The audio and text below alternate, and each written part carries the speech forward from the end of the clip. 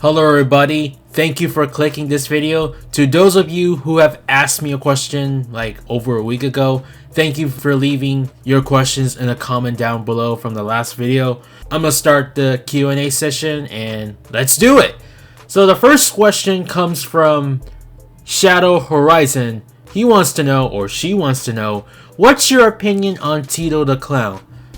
I thought it went really well, and then all of a sudden, after he won the YouTube title maybe the second or third time, I feel like it died down in my opinion. I'm not very a big fan of clowns as usual, but Tito the Clown, I mean it's alright though, but it's just that I don't have a strong opinion on that.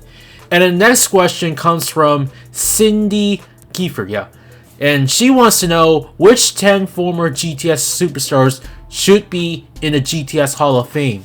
Well, that's a good question right there. I mean, I know for a fact that Jay Evans, Slenderman, Jamie are going to be the next inductee into the Hall of Fame. I think I'll have some more on that in the next couple of videos, which I will be talking about 10 former GTS stars who should be in the Hall of Fame. Thanks for the idea. Card Tricks 4. He wants to know, if you can have a former WWE Superstar come to GTS, who would you like to see? I'd say Al Snow. I mean, that's my guess. Matthew Torpy. He wants to know, how did you discover the Silly Super Pop channel?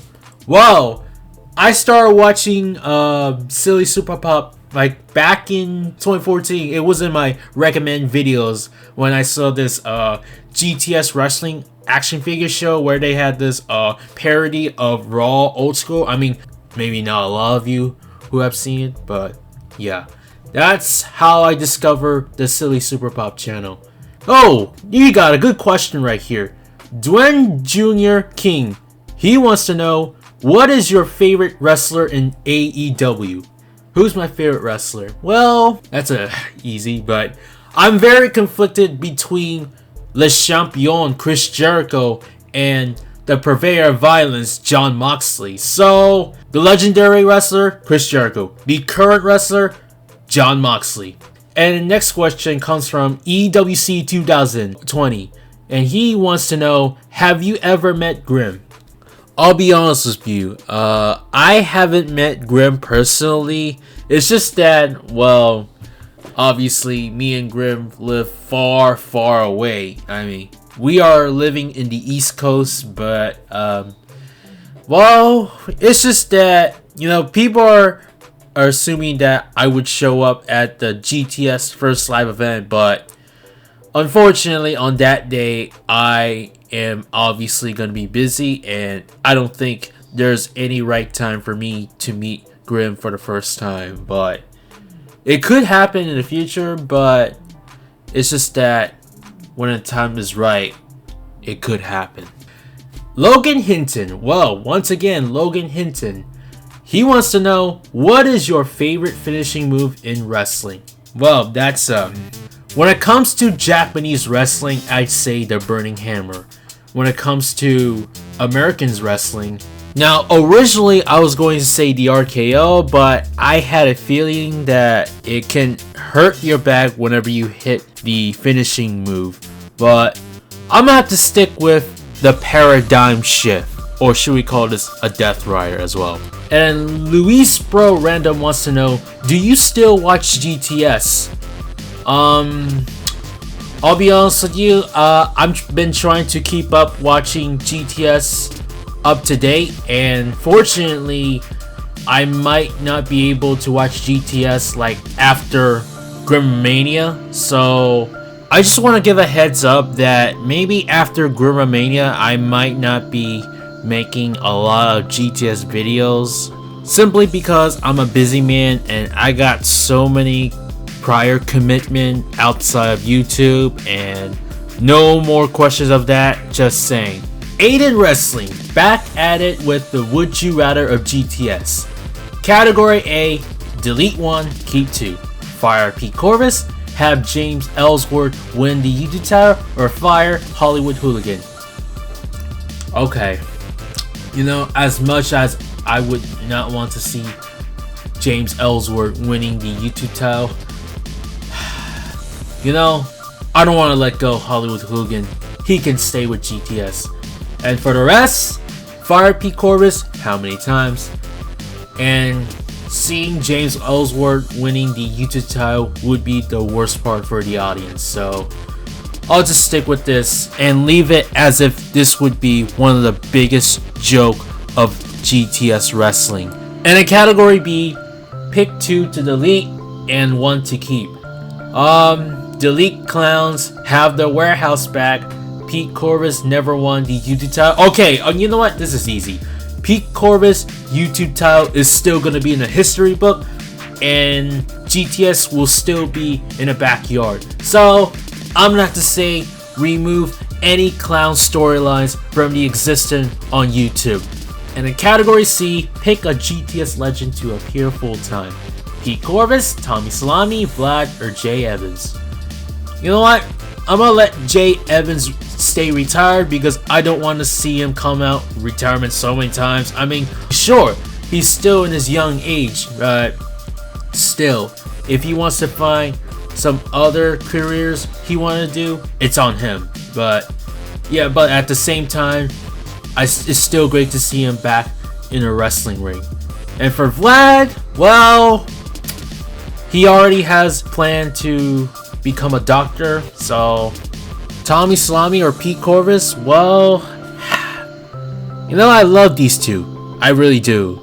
Fortunately, I would rather see Vlad as a full-time wrestler in GTS.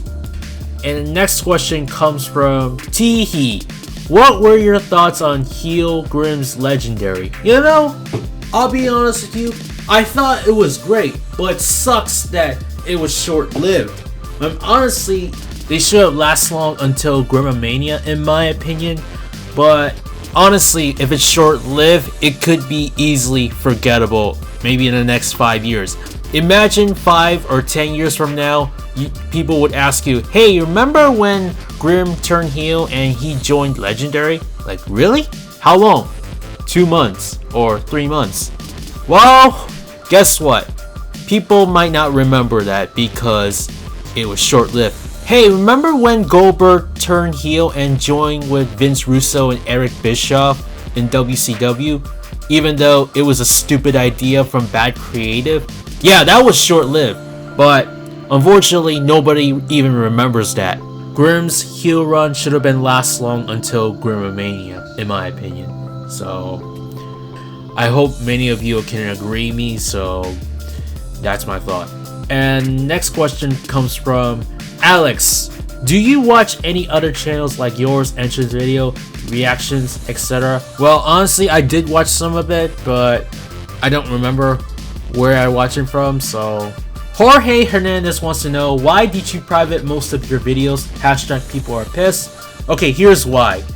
It's because YouTube wouldn't let me monetize any videos, and the fact of the matter is, most of the theme songs I made in the past are outdated, so I had to private them, and at the same time, YouTube wouldn't let me monetize those outdated videos, so I have to monetize the updated version instead. Next question, well, this is gonna be the last question. The Merlin Black, he wants to know, what's your thoughts on AEW Revolution? Okay, so I did not make a review of AEW Revolution because, you know, I was pretty busy and, you know, I didn't have time to, you know, make a review video, so it took me like over a week. I mean, yeah, better late than never. So here's my thoughts.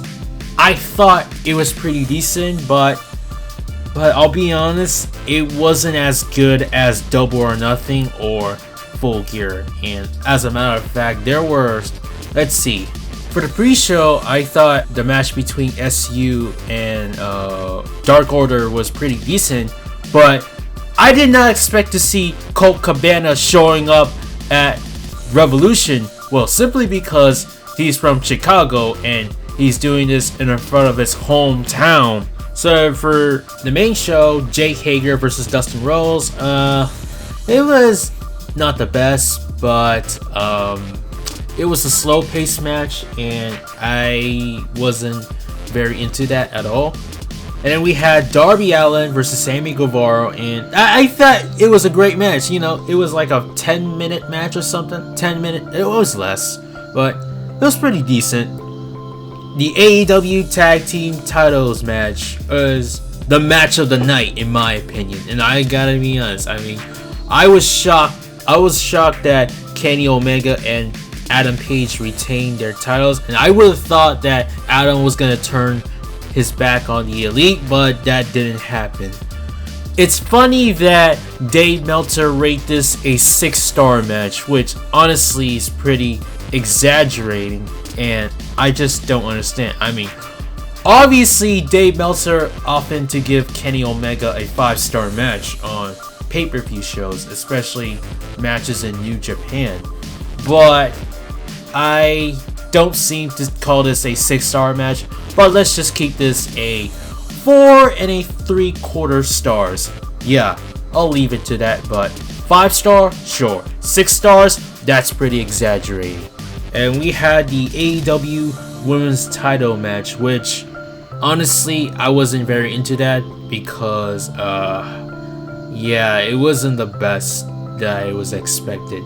And we had MJF versus Cody. You know, it was pretty alright. I mean, story continues, and we will see these two fighting off at Double or Nothing 2. So I knew this was coming for Cody. And what is up with his tattoo on his neck? I don't even know.